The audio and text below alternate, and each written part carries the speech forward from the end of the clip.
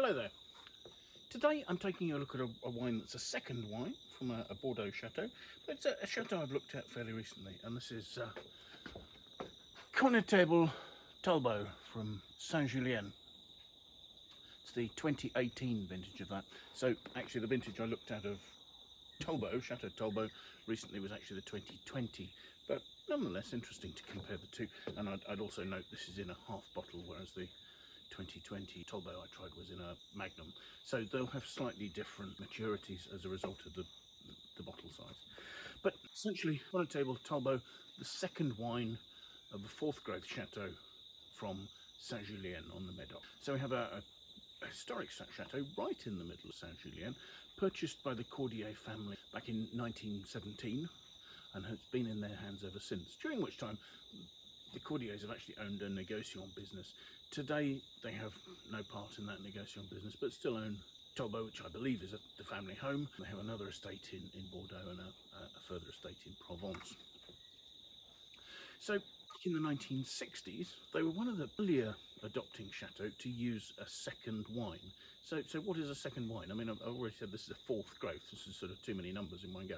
But essentially, the idea is that if you're purchasing an estate's second wine, you're purchasing a wine that is made with fruit that might conceivably have gone into the first wine, the Grand Vin of the Chateau, so Chateau Talbot, so has been treated throughout its winemaking and maturation as if it could go into the first wine, and then at the time of blending it wasn't chosen. So probably, but not necessarily, from younger plots of vines, from less favoured sites, possibly from a variety that didn't fit for the balance of the wine that they were aiming at to make for the first wine. So it's a declassification. It's a means of not using fruit that might have reduced the quality or changed the style of the wine you're trying to make, but not just selling it off in bulk.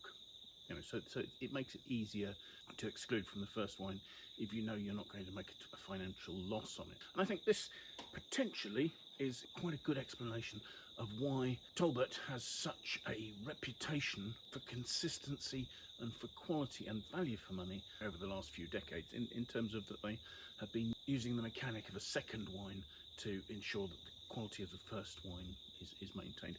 I should say Connetable Talbot, the translation of Connetable is constable. I think in Norman bureaucracies the Connetable was a fairly senior commander, and I believe the term is still used in the islands of Guernsey and Jersey for a senior official. And that relates to John Talbot, the first Earl of Shrewsbury, who, as I've said before, was the man who in 1453 lost the Battle of Castillon and allowed the French to take back Bordeaux. And he's the person after whom the chateau is named. So when you see second wines in the market, sometimes they're marketed on the grounds that they're going to be scaled down versions of the first wine.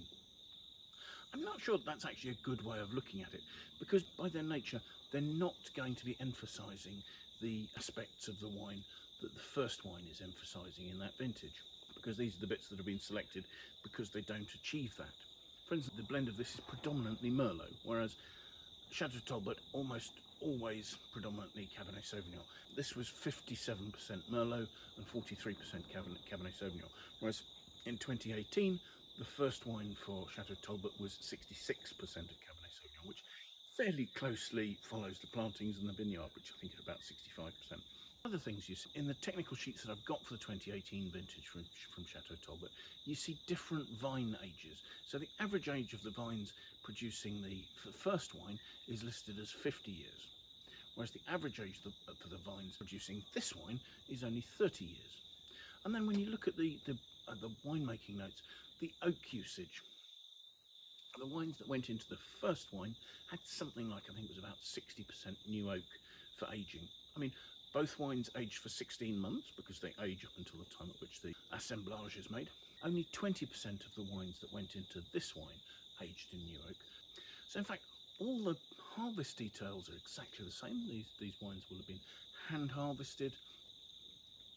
There's a high degree of sorting going on here, both by pickers in the vineyard, on sorting tables, and also through an optical sorter prior to fermentation. During fermentation, the periods of maceration, the regimes for pumping over, etc., will have all been exactly the same for the wines that went into this wine. Aging, as I've referred to, would have taken place in oak barrels, 225 litre Bordeaux barriques. There'd have been French oak, and it's really only at the selection process that those wines that have aged in newer oak are chosen. And at that stage, the blend for the first and the second wines would have been determined. So let's have a taste and see how it compares. The first thing I would say is looking at the colour. This is by no means as deep as certainly as the 2020 Chateau Talbot was. There's sort of a medium to deep, not quite opaque ruby colour. There's a little bit more purple in there actually, less of the sort of the black red, and so that's a less concentrated colour, I would suspect, doing that. The wine has 14% alcohol, and it is forming some tears on the glass there. So let's have a look at the aromas, shall we?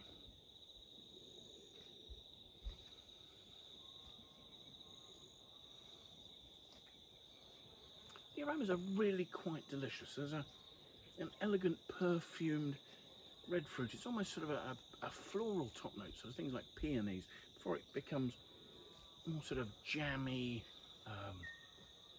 strawberry jam, plum jam, those sort of ripe, open, vibrant fruits there. So let's taste.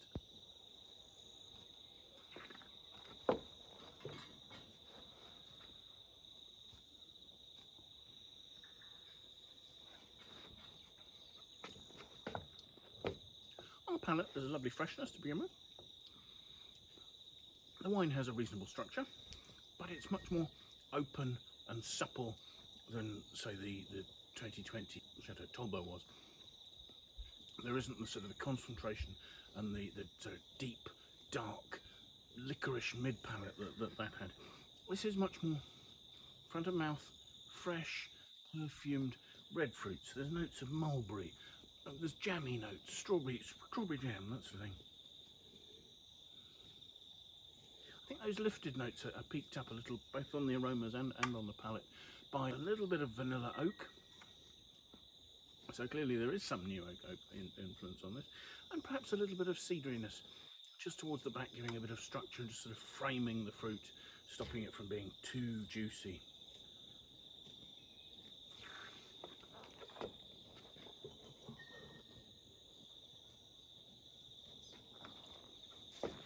Freshness lasts nicely through to the end. And there you have that lovely open mulberry, raspberry, those sort of notes of red fruit, almost a sort of a touch of red cherry as well, all on the finish. But there's just, you know, that little bit of quite clean, quite attractive, cedary, exotic spices, a little bit of cinnamon as well perhaps. And the flavours are lasting really well. They're quite elegant, the finish is quite lean, it's quite long. The wine is a mid-weight, it's not particularly heavy, but I guess this is the point I'm making. This is not a wine that is in the same mould as the Chateau Talbot. This is not a wine that's designed to age for 20 plus years. This is a wine that is relatively accessible now. I mean, it will certainly age, I should imagine, for 10 years very happily. It, you know, it has the acidity, it has structure that shows this is a well-made Bordeaux. But if you're thinking that a second wine is going to be a miniature version of wine, that's not the case.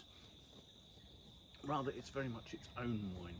And I think that's what you're starting to see more and more in Bordeaux itself. As individual first wines start to be recognised in their own right, and that increasingly some of the top ones are being sort of hived off and becoming their own wines with their own dedicated plot of vines. I'm thinking of things like Les Forts de la Tour or Clos de Marquis. But that does seem to be a trend that's occurring throughout the region. So it's actually really nice to try a nicely made second wine. It shows how deselecting quality wines from the overall blend can improve the quality of the first wine and still leave a wine that's very drinkable to be enjoyed in the meantime. So thank you very much for watching. I hope you've enjoyed the tasting. If you have, do please press the like button. Do consider signing up and following us on YouTube, and that way you can get notifications whenever we publish new tastings. If you want more information about this wine, please follow the link in the notes below. If you have any feedback you want to leave, we'd love to hear what you think about our tastings, the wines we're looking at, or anything else related to that. Please do consider leaving us your views below. It'd be much appreciated. And if you have friends who you think might be interested in watching, do please forward them the video. We'd love that. But most importantly, do please try and take some time, come and join us and watch another video in the near future, won't you? Thanks again. Bye for now.